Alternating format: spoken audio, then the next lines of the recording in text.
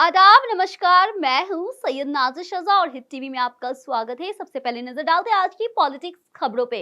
नए संसद भवन के उद्घाटन को लेकर के विवाद तेजी से बढ़ता ही जा रहा है। वहीं कांग्रेस सहित 21 पार्टियों ने कार्यक्रम से किनारा करने का ऐलान कर चुका है। वहीं दूसरी ओर इस कार्यक्रम में 25 से अधिक पार्टियों ने सरकार के कदम का समर्थन भी किया है और शामिल होने की बात की है। नए संसद भवन के उद्घाटन पे जितने सवाल विपक्ष उठा रहा है, उतने सवाल तो संसद के अंदर भी नहीं उठाए जाते हैं। उद्घाटन पीएम मोदी के कर कमलों से हो, इस पर राष्ट्रपति द्रौपदी मुर्मू को रत्ती भर एतराज नहीं है, लेकिन कांग्रेस समेत 19 विपक्षी दलों ने आसमान सिर पे उठा रखा है। आज हम समझेंगे कि विपक्षी पार्टी को पीएम मोदी के हाथों संसद के उद्घाटन पे एतराज क्यों है। जब मोदी सरकार ने सेंट्रल विस्टा प्रोजेक्ट को हरी झंडी दी थी तो कहा गया था कि नए संसद भवन की जरूरत ही क्या है। फिर पीएम मोदी ने नए संसद भवन को भूमि पूजन किया तो कहा गया था कि राष्ट्र रामनाथ कोविंद को क्यों नहीं बुलाया गया। फिर नई संसद के उद्घाटन के लिए 28 मई का दिन चुना गया तो पूछे जाने लगे कि इसके लिए स्वारकर जयंती का दिन ही क्यों नहीं चुना गया। और अब ये पता चला है कि नए संसद का उद्घाटन भी पीएम मोदी करेंगे। तो यूं पूछा जा रहा है कि प्रधानमंत्री नए संसद भवन का उद्घाटन कैसे कर सकते हैं। देखिए आज की इस खास रिपोर्ट में।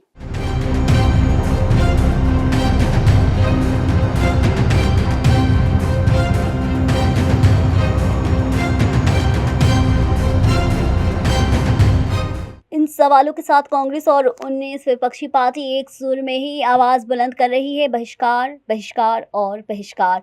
विपक्ष का तर्क है कि राष्ट्रपति द्रौपदी मुर्मू से नई संसद का उद्घाटन करवाया जाए क्योंकि वो संविधान का गार्जियन यानी संरक्षण है। इस पे सरकार का कहना है कि इंदिरा गांधी ने संसद की एनेक्सी और राजीव गांधी ने लाइब्रेरी का उद्घाटन किया था, तो सबसे पहले इसके तर्क का रियलिटी चेक कर लेते हैं। बीजेपी ने संसद में जिन दो इमारतों का जिक्र किया है उनके बारे में लोकसभा सचिवालय के एक डॉक्यूमेंट में बताया गया है कि इसके मुताबिक संसद भवन एनेक्सी की आधारशिला 3 अगस्त 1970 को तत्कालीन राष्ट्रपति बीबी गिरी ने रखी थी, जबकि एनेक्सी का उद्घाटन इंदिरा गांधी ने 24 अक्टूबर 1975 को किया गया था। और जहां तक संसद लाइब्रेरी की बात है तो इसकी नींव 15 अगस्त 1987 की तत्कालीन पीएम राजीव गांधी ने रखी थी, जबकि लाइब्रेरी की इमारत का उद्घाटन 7 मई 2002 तत्कालीन राष्ट्रपति के आर नारायणन ने किया था। अब ये दो बात गौर करने वाली है। पहली तो ये है कि जब संसद भवन एनेक्सी का उद्घाटन इंदिरा गांधी ने किया था तब देश में इमरजेंसी लागू थी। दूसरी ये कि संसद लाइब्रेरी की नींव राजीव गांधी ने रखी थी, उद्घाटन राष्ट्रपति ने ही किया था।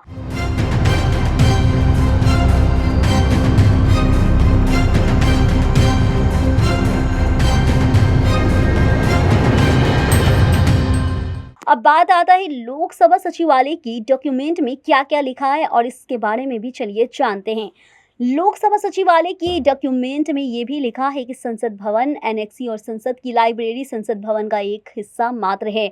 इससे तो यही जाहिर होता है कि संसद के एक हिस्से का उद्घाटन करने और नए संसद भवन का उद्घाटन करने में फ़र्क होता है। लेकिन दिक्कत ये है कि हमारे देश के दूरदर्शी संविधान निर्माताओं को ये ख्याल नहीं आया है कि अंग्रेजी का बनवाया हुआ संसद भवन कभी भी पुराना पड़ेगा और उसकी जगह नया संसद भवन भी बनवाना पड़ेगा। इसलिए हमारे संविधान में कहीं भी ये जिक्र नहीं है कि नए संसद भवन का उद्घाटन सिर्फ राष्ट्रपति ही कर सकते हैं, प्रधानमंत्री नहीं कर सकते हैं। और अब जब संविधान में कोई जिक्र नहीं है तो नए संसद भवन का उद्घाटन प्रधानमंत्री मोदी करे या कोई और, इसमें संविधान का अपमान होने वाली कोई बात ही नहीं है।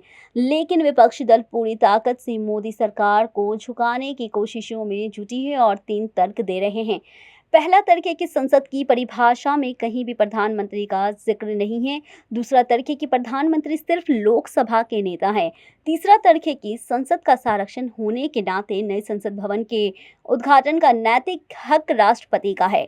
यानी कांग्रेस को भी पता है कि संवैधानिक तौर पर ये कोई बाध्यता नहीं है, नए संसद भवन का उद्घाटन राष्ट्रपति ही करे, इसलिए वो नैतिकता की बात कर रही है और संवैधानिकता की नहीं। ऑस्ट्रेलिया से लौटे पीएम मोदी ने बातों बातों में विपक्ष के सवालों का भी जवाब दे दिया है।